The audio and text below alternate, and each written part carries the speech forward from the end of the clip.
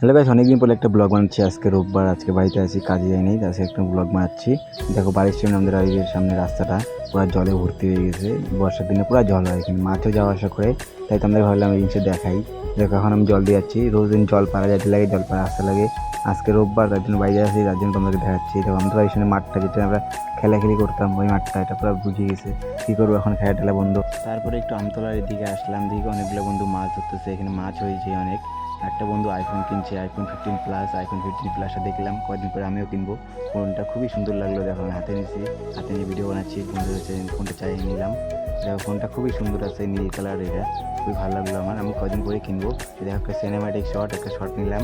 শটটা তো কি সুন্দর লাগতেছে, পুরো আকাশ নীল, পুরো সিনেম্যাটিক ওয়াইড অ্যাঙ্গেল একটা শট নিয়েছি। ভিডিও খুবই ভালো হয় আইফোনে। তারপরে একটু আমতলার এদিকে আসলাম মাস্টার দেখতে।